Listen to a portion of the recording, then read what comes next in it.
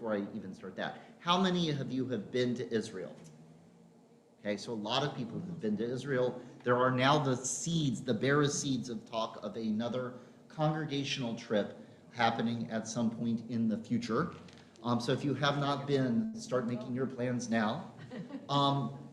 Think about, for those that you have been, what was your standout memory? I mean, mine was buying the fuzzy purple hat with Helene on Ben Yehuda Street. It's quite extraordinary. I just look up and I'm like, Helene in that hat, and we still, it was maroon. We still chuckle to this day. It was cold. She needed a hat. Rabbi, who's organizing this? Well, I am? Well, let me ask Helen, do you mean who's organizing the Israel trip or the purchasing a hat for Helene? I think the initial thing. I think I was in on both. So I would be starting to organize this trip, the just barest seeds of conversation. But think about your favorite moments. And some of them are just those moments of traveling with your friends and your family and going to that extraordinary place of history. Never forget being on the bus with my kids and Jill, and there we are, and the bus driver says, look out the window. We looked out the window. He says, you see that field? We're like, yeah, we see the field. He's like, that's where David fought Goliath. And we're like, whoa, that's Israel. Think for a moment some of your memories. If you have never been before, plot. Are you going for the food? By the way, that's the only reason to go to Israel, is the food. Are you going for the food? Are you going for the natural wonders? Are you going for those places of Jewish memory? Are you going for those places of Jewish culture? There are so many different elements. So if you've never been before, think about what you would want to see. If you have been before, think about what was that moment that you said, I'm in Israel. If anyone else has a maroon hat, Helene, we're just going to crack up here. Take a moment as we let 6 days of work come to an end and we enter this day of Shabbat to think about the sweetest of your Israel memories. And if you're on Zoom, you're welcome to chat them to us. We take just a moment to either think about our Israel memories or our Israel hopes and dreams.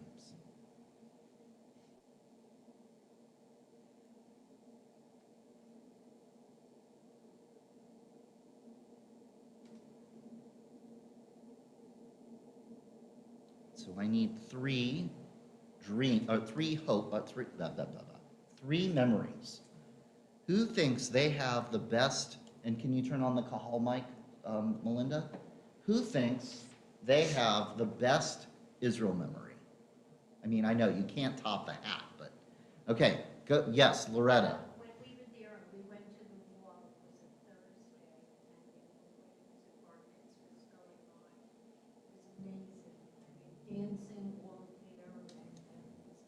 So on Mondays and Thursdays, which are Torah reading days, there will be a lot of weddings and b'nai mitzvah at the Western Wall. Right. It was an unbelievable sight. And so raise your hand if you have a memory of going to the Western Wall. It's truly, I've had good moments and bad moments there. When Jill and I were there with the trip from our congregation, I went into the men's room because when you depart, there's a good bathroom there. This is a travel tip. And I went in the bathroom and I walk out and I said to Jill, I think I just pished with half the Israeli army. My wife looks at me and she says, Michael, I did too. And out of the women's bathroom comes the women that were in that unit, all carrying their machine guns as well. I mean, that's Israel, both the spiritual experience and then the spiritual experience at the Western Wall. Another memory, and Cantor, you are not exempt from this. Eileen.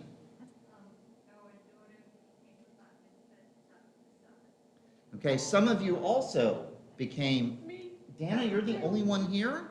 Okay, Loretta also, but we had a trip and we were hanging off the side of Masada, and we had a Benot mitzvah there. It really is an amazing place of history for that experience.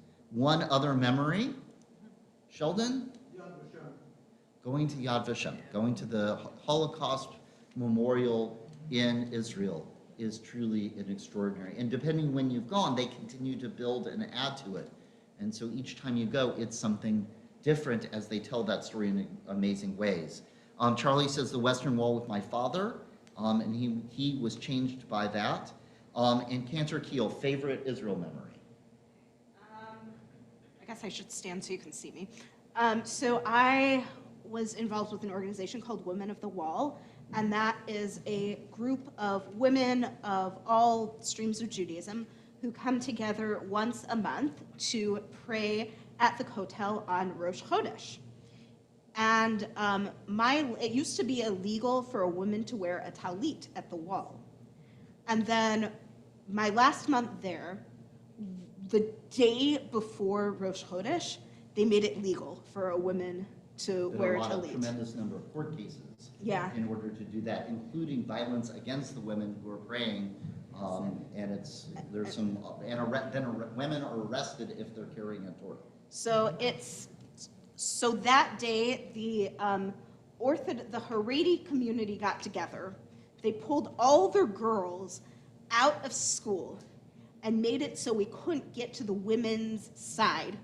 And then the men were trying to block us from entering the Kotel Plaza at all.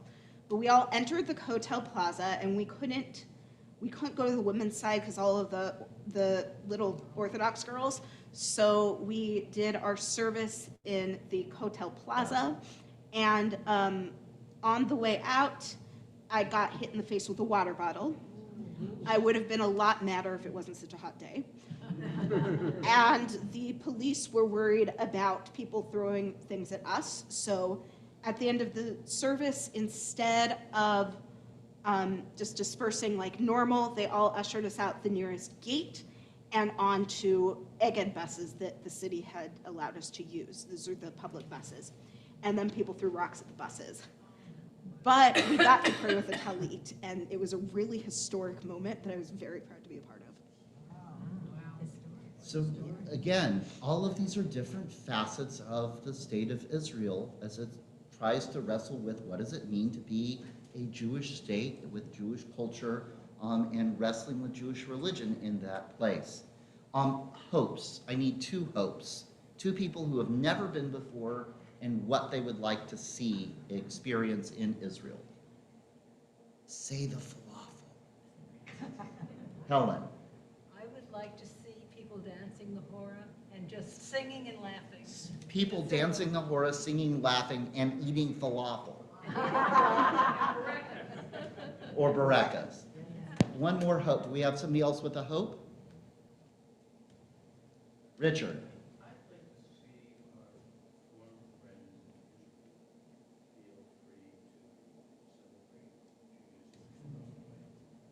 Judaism. And so they actually are. So that is extraordinary to get to go to see Rabbi Hovav. She's now in Beersheba. We've been to Gedera a couple of times.